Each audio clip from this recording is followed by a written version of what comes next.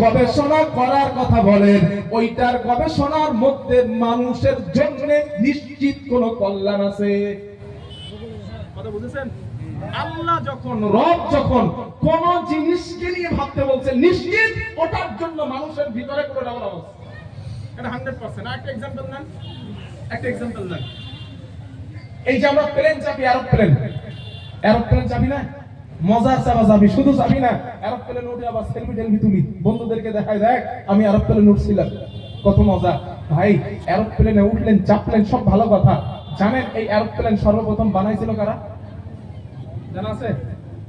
একজন ভাই, একজন আল্লাহর বান্দা আছেন, একজন ভাই আছেন, বলবেন এরোপ্লেন সর্বপ্রথম বানিয়েছিল কারা? নাম কি? দুইজন ভাই, দুইজন ভাই খ্রিস্টান মায়ের সন্তান, উলবার রাইট আর অলবার রাইট, দুই ভাই। ভালো করে শুনেন ভাই, মুসলমান করে নাই, সর্বপ্রথম সৃষ্টি ফ্লাইট করে নাই। এই দুই ভাই পাহাড়ের মাথায় বসা, আপনাদের আসামে তো অনেক পাহাড় আছে, এমন পাহাড়ের মাথায় বসে পাখি যাচ্ছে উড়ে মাথার উপর দিয়ে, চিন্তা করতেছে ঘটনা কি, পাখি ওড়ে নিচেই পড়ে না, বিষয়টা কি? বিষয়টা তো বুঝলাম না। ওড়ে ডানা মেলে আছে কিন্তু নিচেই পড়ে না। আপনারা জানেন চিল পাখি যখন ওড়ে ওরা ডানা মেলে রাখে, কিন্তু চিল পাখিগুলা পড়ে যায় না। এই যে চিল পাখিগুলা পড়ে না, এটা নিয়ে দুই ভাই উলবার রাইট আর অলবার রাইট ভাবছে, গবেষণা করছে। এই পাখিকে নিয়ে গবেষণা করতে করতে, ভাবতে ভাবতে তারা একটা এরোপ্লেন, উড়োজাহাজ আবিষ্কার করলো। ওই উড়োজাহাজটা বর্তমান যুগের মতো এত উন্নত মানের না। তারা যেটা বানিয়েছিল, একটু ওড়ে আবার পড়ে যায়, ওড়ে আবার পড়ে যায়, ওড়ে আবার পড়ে যায়। কিন্তু ওই দুই ভাই ফ্লাইট সূচনা করলো। আজ ওদের নাম পৃথিবীতে সোনার অক্ষরে লেখা রয়েছে। দুইজন খ্রিস্টান মায়ের সন্তান পাখিকে নিয়ে গবেষণা করতে করতেই ফ্লাইট আবিষ্কার করলো। এবার কোরআন কি বলছে দেখেন। আল্লাহ তাআলা বলেন, আওয়ালাম ইয়ারু ইলা আত-তায়রি ফাওকাহুম সাফফাতিন ওয়া ইয়াকবিদিন মা ইউমসিকুহুন্না ইল্লার রাহমান ইন্নাহু বিকুল্লি শাইইন বাসীর। জোরে বলেন আল্লাহু আকবার। আল্লাহ তাআলা বলেন, গোলাম ও আমার বান্দা, কি হলো তোদের? পাখিকে নিয়ে কেন চিন্তা করো না? পাখিকে নিয়ে কেন ভাবো না? ওরা শূন্যের মধ্যে ডানা মেলে ওড়ে, জমিনে তারা পড়ে যায় না। জোরে জোরে বলেন সুবহানাল্লাহ। আল্লাহ বলে মানুষ পাখি নিয়ে গবেষণা করো। আল্লাহ গবেষণা করতে বললেন, দুইজন ভাই খ্রিস্টান গবেষণা করতে করতে ফ্লাইট তারা আবিষ্কার করলো।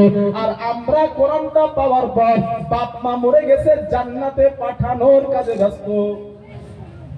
কথা বলে নাকি? আমরা কোরআনটা পেয়ে ঝাড়ফুঁক করার কাজে ব্যস্ত। আমরা কোরআনটা পেয়ে, সন্তান বাড়িতে আছে, ছোট্ট মানুষ, হুজুরের কাছে দিলাম, হুজুর একটু তাবিজ কইরা দেন, হাতের মধ্যে লটকায় দেয়, ওইটা মনে করছি কোরআন আল্লাহ দিছে। কিন্তু আল্লাহ বলে না না, কোরআন দিলাম গবেষণা করার জন্য, চিন্তা করার জন্য, বান্দা হেদায়েত পাওয়ার জন্যই। আর আমরা খতমের কিতাব বানালাম, আবার আল্লাহরে বলি আল্লাহ আমাদের কল্যাণ দেন। কথা বুঝতেছেন আমার? এই দুইজন ভাই খ্রিস্টান মায়ের সন্তান, আল্লাহ গবেষণা করতে বলছেন, গবেষণা করেছে, প্লেন বানায় ফেলছে। আর একটা মজার তথ্য নেন, আমার কাছে একটা কিতাব আছে, কিতাবটার নাম আল ফ্রম সায়েন্স, আমার কাছে রয়েছে। আমি বাংলাদেশ ঢাকা থেকে কিতাবটা আনছিলাম। ওই কিতাবের মধ্যে একটা তথ্য পেয়েছি আমি, লেখা রয়েছে বাংলা আমেরিকার, ইউনাইটেড স্টেটস অফ আমেরিকার একজন আলিম, খুব দক্ষ আলিম, বিজ্ঞানীদের যে গবেষণাঘর, ওই গবেষণাঘরের মধ্যে উনি প্রবেশ করেছেন। তো গবেষণাঘরে প্রবেশ করে দেখছেন যে বিজ্ঞানী অনেকগুলো ওখানে বসা, সামনে টেবিল, টেবিলের উপরে একটা করে কিতাব রাখা। উনি আশ্চর্য হলেন, যারা বসে আছেন তারা কেউ খ্রিস্টান, কেউ ইহুদি, কেউ মাজুসি, কেউ নাস্তিক, বিভিন্ন ধর্ম অবলম্বী মানুষ। কিন্তু তাদের সামনে একটা কিতাব রাখা, কিতাবটা হলো ইংলিশ ভার্সনে আল কোরআন। ইংলিশ ভার্সনে আল কোরআন। একটু কথা বলেন না আল কোরআন। আচ্ছা লাইটটা কি আর হবে না? এত বড় একটা প্রোগ্রাম, অনুষ্ঠান, কি করে ডেকোরেটর ভাইরা? ও ভাই ঠিক করতে বলেন না একটু। গেছে লোক গেছে আর বক্সের সাউন্ড একটু জোর দেন, কম দাম থেকে একটু জোর দেন, আওয়াজটা একটু বাড়ায় দেন। তো আচ্ছা কথা শোনেন এবার, না বক্সের সাউন্ডটা একটু জোর দেন, যা ছিল ঠিক আছে একটু জোর দেন, মানে দম টানছে আমার। তো ওই আলেম সাহেব গবেষণা করে প্রবেশ করে বললেন, ভাইরা আপনারা কেউ মুসলিম, কেউ ইহুদি, কেউ খ্রিস্টান, কেউ মাজুসি, কেউ নাস্তিক, বিভিন্ন ধর্ম অবলম্বী মানুষ, আপনাদের সামনে একটা কিতাব রাখা কোরআন, কারণটা তো বুঝলাম না। বিজ্ঞানীরা দাঁড়ায় বললেন, এই কোরআন আমরা এই জন্য রেখেছি, আমরা বিজ্ঞানী, আপনারা তো কোরআনের মধ্যে শুধু ফতোয়া খোঁজেন, আমরা ফতোয়া খুঁজি না, আমরা রিসার্চ করি, গবেষণা করি, যেখানেই আমরা আটকে যাই ওখানেই আমরা কোরআন থেকে সহযোগিতা পাই। বিজ্ঞানীরা ওখানে দাঁড়িয়ে বলেছিলেন, সায়েন্টিফিকেট ইন দা হলি কোরআন, এই কোরআনের সব কথাই বিজ্ঞান সম্মত কথা। এটা বাকিবিল্লাহ বলে নাই, বিজ্ঞানরা বলছে, বিজ্ঞানরা বলছে। পৃথিবীতে আপনি আশ্চর্য হবেন, এই যে আমাদের সমাজে যে ব্রিজ বানায় না, আমাদের এই যে আপনাদের ধুবড়ি ব্রিজ হচ্ছে ভারতবর্ষের মধ্যে সবথেকে বড় ব্রিজ এইটা না? তো এই যে ব্রিজ ওনারা বানাচ্ছে, এটা কই পাইছে জানেন?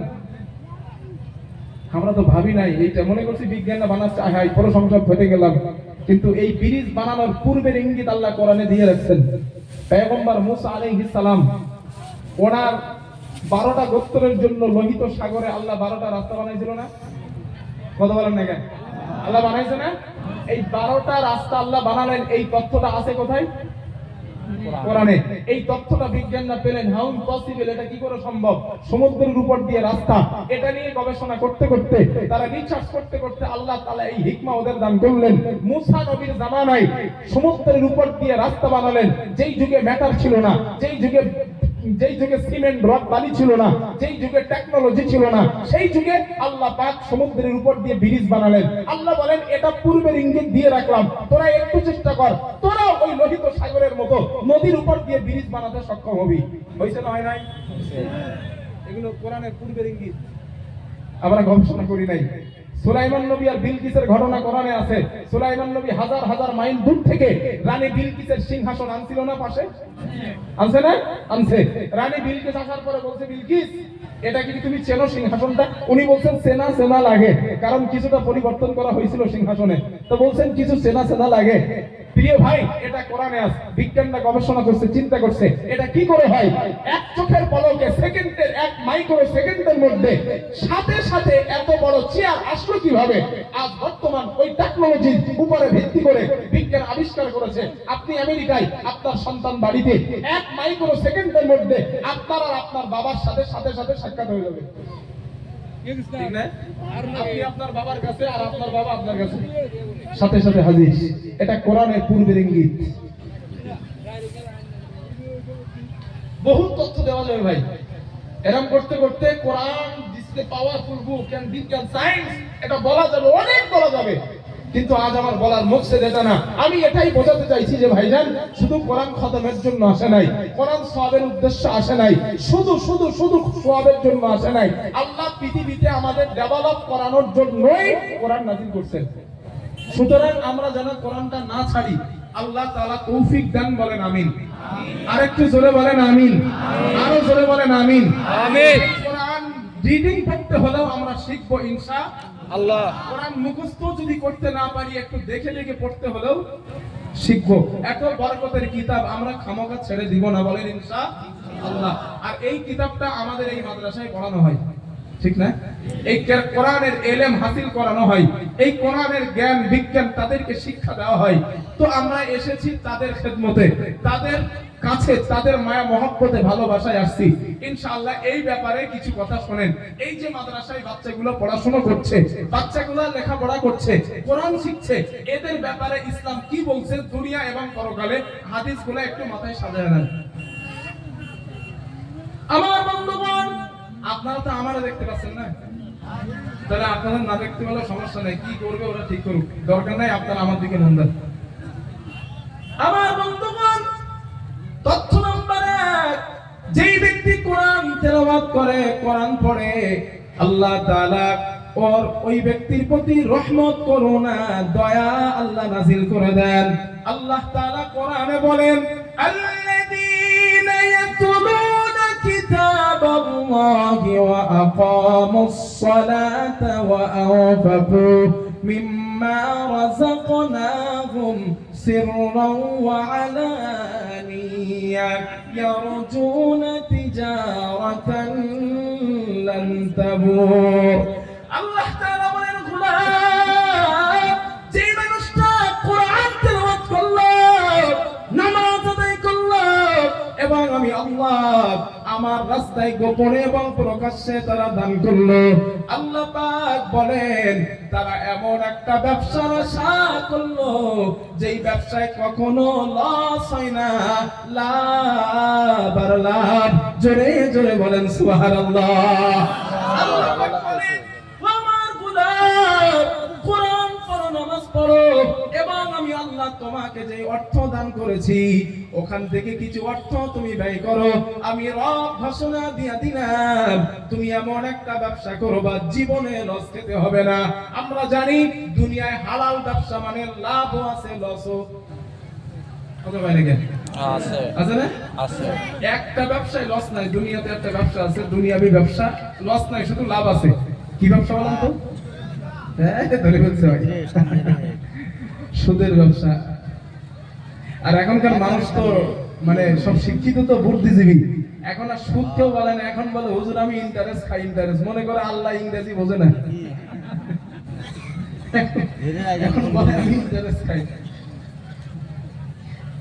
আমার বন্ধুগণ আল্লাহ তাআলা বলেন গোলাম তুমি এমন একটা ব্যবসার আশা করবা যেই ব্যবসায় তোমাকে লস খেতে হবে না তোমাকে শুধু লাভ হবে আল্লাহ ওটা কি ব্যবসা আমাদেরকে বলে দেন আল্লাহ তাআলা বলেন গোলাম ওটা এমন একটা ব্যবসা লিওয়াফিয়াহুম উজুরাহুম ওয়া ইয়াজিদাহুম মিন ফাদলি আল্লাহ তাআলা বলেন বান্দা শোনো আল্লাহ পাক বলেন কোরআন পড়ার কারণে নামাজ পড়ার কারণে গোপনে প্রকাশ্যে দান করার কারণে আমি আল্লাহ প্রতিনিয়ত তোমার প্রতি রহমত করুণা দয়া নাযিল করে দেব জোরে জোরে বলেন সুবহানাল্লাহ লিল্লাহি তাকবীর আল্লাহু আকবার এই মাদ্রাসায় যে বাচ্চাগুলো পড়ে এদের প্রতি দয়া নাযিল করেন কে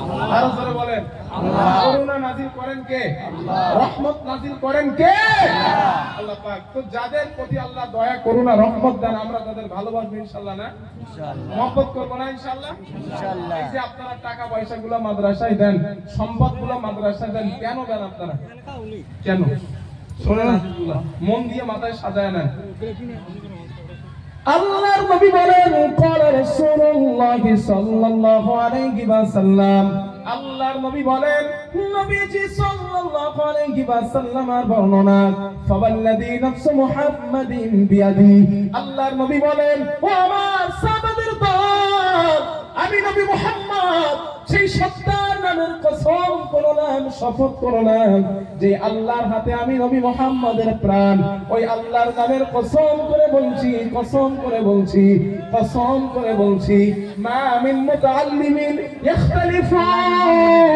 ইলা বাবি আলিমিন এমন কোন তালিবুল ইলম নাই এমন কোন ব্যক্তি নাই যেই মানুষটা কোরআন শেখার জন্য মাদ্রাসায় চলে যায় তো আমার দিকে মন দেন হাদিসের শব্দের অর্থটা ভুলে যান না আচ্ছা উনি উপর দিকে করে দেবেন চোখে লাগবে না এটা বন্ধ করেন না আচ্ছা বন্ধ করেন এটা ভাই বন্ধ করে দেন বন্ধ করার চোখে লাগে ওটা দিব বলে করা ওটা ওই ফিলে ঘুরে দিলে এখন আপনারা সবাই মিলে যদি এরকম করেন তো বিপদ ধৈর্য নেই কেন আপনাদের মুসলিম মানে মুশকিল হলো এটা ধৈর্য নাই আরে উনি দিতে চোখে লাগছে বুঝতে পারছেন শুনতে দেন আমারে এই দেখেন ডেকোরেটর ভাই আমি কি বলছি আপনারে ওই পিছন দিকে মারেন ওই দিক থেকে এই দিকে মারেন আর যদি না হয় তো বাদ দেন এই অন্ধকারই থাকুন আর সমস্যা নেই অন্ধকারে থাকবেন অন্ধকারে থাকবেন তাহলে কথা বলতে হবে না ভাই এবার হাদিস বলা শুরু করছি ইনশাআল্লাহ এভাবেই শেষ করব কথা বললে হবে না মন ঘুরিয়ে কথাগুলো শোনেন আমার বন্ধুগণ মুহাম্মদুর রাসূলুল্লাহ সাল্লাল্লাহু আলাইহি ওয়াসাল্লাম বলেন, আল্লাহর নবী বলেন, আমার উম্মতের দল ও আমার সাহাবারা, আমি মুহাম্মদ আল্লাহর নামের কসম করলাম, আল্লাহর নামের শপথ করলাম, যেই ছেলেটা মাদ্রাসায় কোরআন শেখার জন্য যায়, কোরআন পড়ার জন্য যায়, ওই একটা মানুষ একটা দিন নয়, দুইটা দিন নয়, একটা না 365টা দিন সারা রাত নফল নামাজ পড়েছে, সারা রাত নফল রোজা, সারা দিন নফল রোজা করলো, একদিন নয়, দুই দিন নয়, একটা না 365টা দিন। আল্লাহর নবী বলেন, ওই মানুষটার আমলনামায় যতটা সওয়াব হয়, আমার আল্লাহ ওর আমলনামায় 1 বছরের নফল ইবাদতের সওয়াব লিখে দেন। সুবহানাল্লাহ। একটু জোর দিতে বলেন না, ডেকোটার বাইরে বুঝে না, একটু জোর দেন না ভাই, সীমানা হইতেরই আর একটু মুখ আনলে আর আওয়াজ হচ্ছে না, এত কম দিচ্ছেন আপনি, একটু বক্তা একটু জোর দেন না। সীমানা হইতেরই না, টন দিতে হবে না, বেশি টন দিলে আবার জ্ঞান আসবে, আপনি একটু জোরটা বাড়ায় দেন, ব্যাস হবে ওইটাই, থাকার কমায় দেন না। মনে করছে হুজুর যে 2-1 সময় জোরে জোরে বলছে স্পিকার টিকার কেটে যায়, না ভাই কাটবেন, আমার গলায় বেশি জোর টোর নাই, কাটবে না, চাপ নাই আপনার। তো মুহাম্মদ সাল্লাল্লাহু আলাইহি ওয়াসাল্লাম কি বলছেন? আল্লাহ, ভাই আমার দিকে মনোযোগ দেন, আল্লাহর নবী বলেন, যেই ছেলেটা কোরআন শেখার জন্য মাদ্রাসায় যায়, ওর প্রতিটা কদমের বিনিময় 1 বছরের নফল ইবাদতের সওয়াব কে লিখে দেন? আল্লাহ। জোরে বলেন আল্লাহ। আরো জোরে বলেন আল্লাহ। আল্লাহ। একবার চিন্তা করেন তো এই জায়গাটা, একটা ছেলে শুধু কোরআন শিখতে গেছে, নবী বলেন এখনো ভর্তি হয় নাই, ভর্তি হওয়ার আগে ওই ছেলেটার প্রতিটা কদমের বিনিময় 1 বছরের নফল ইবাদতের সওয়াব আল্লাহ ওর আমলনামায় লিখে দেন। সুবহানাল্লাহ।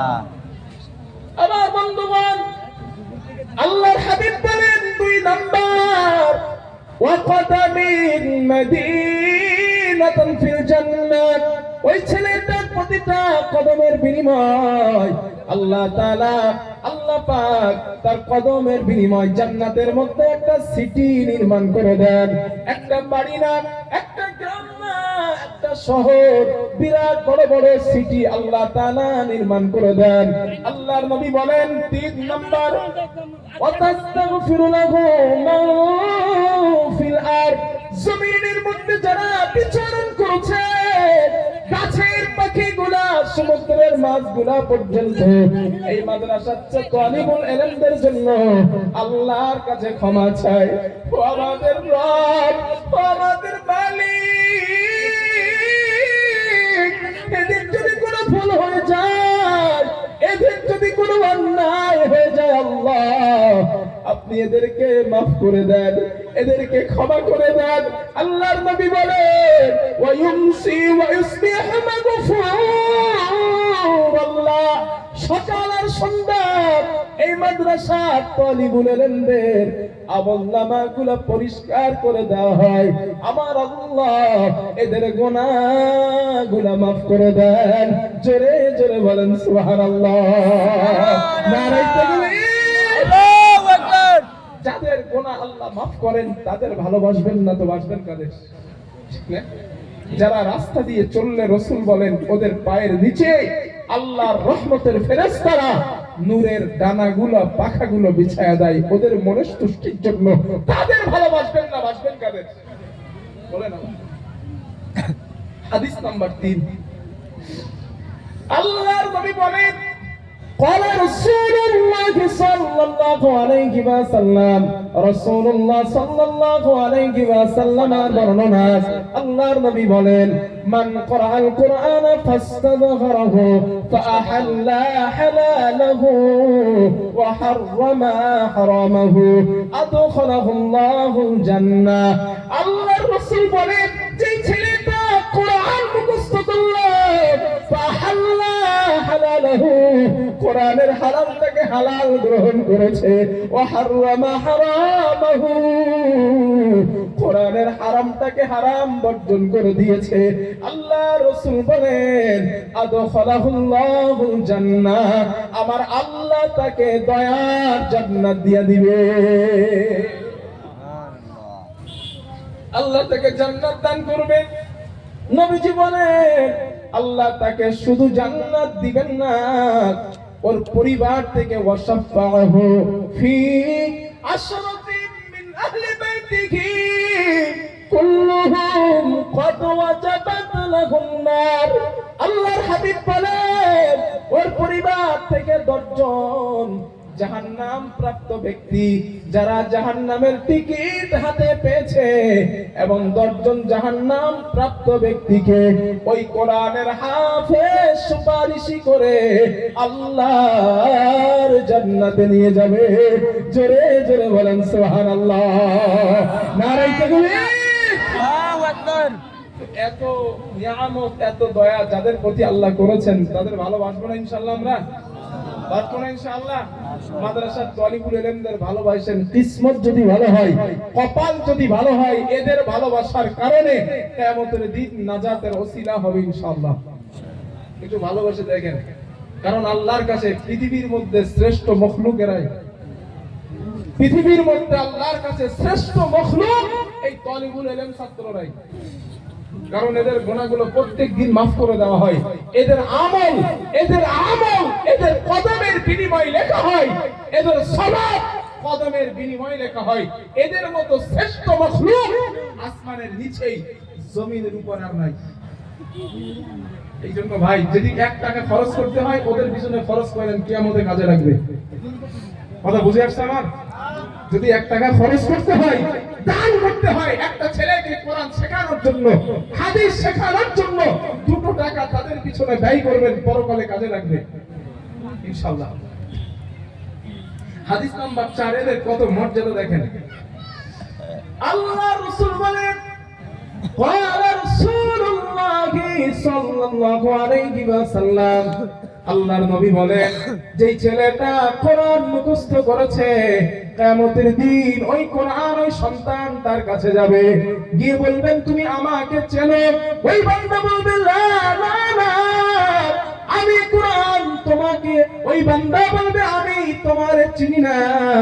আল্লাহর নবী বলেন, কোরআন ওই বান্দাকে বলবে আনা সাহিবুকাল কোরআন, আমি তোমার দুনিয়ার সাথী আল কোরআন আল্লাযী আসবাহতুকা ফিল হাওয়াজিব।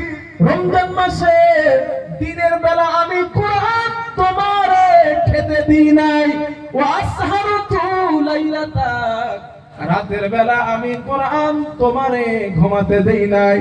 দিনের বেলা খেতে দিই নাই, রাতের বেলা ঘুমাতে দেই নাই। এর মানে হলো রমজান মাসে তুমি রোজা রেখেছিলে, রাতের বেলা তারাবির নামাজে দাঁড়ায়া আমি কোরআনকে তেলাওয়াত করেছিলে। আল্লাহর রাসূল বলেন, ফায়ুদাল মুলকু বিয়ামিনিহি, কিয়ামতের দিন হাফেজে কোরআনের ডান হাতে আল্লাহ জান্নাতের বাদশাহী দিয়া দিবে। ওয়াল খুলদা বিয়াসারিহি, হাফেজে কোরআনের বাম হাতে আল্লাহ চিরস্থায়ী জান্নাতে বসবাসের সার্টিফিকেট দিয়া দিবে। আল্লাহর রাসূল বলেন, শুধু তাই নয়, ওয়ায়ুদাউ আলা রাসিহি তাজুল ওয়াকার, কিয়ামতের দিন হাফেজে কোরআন বান্দার মাথায় আল্লাহ নূরের টুপি পরায়া দিবেন, নূরের তাজ আল্লাহ পরাবেন। ওই টুপি পরানোর কারণে কিয়ামতের দিন এত তাজ, এত তাপ তার হবে, হাসরবাসীরা আশ্চর্য হয়ে যাবে। আল্লাহর রাসূল বলেন, শুধু তাই নয়, ওর গায়ে আল্লাহ তাআলা জান্নাতের পোশাক আল্লাহ পরায়া দিবেন। ওর বাবা মাকেও পরানো হবে, ওই হাফেজে কোরআনের বাবা মাকেও 2 জোড়া জান্নাতের পোশাক আল্লাহ পরাবে।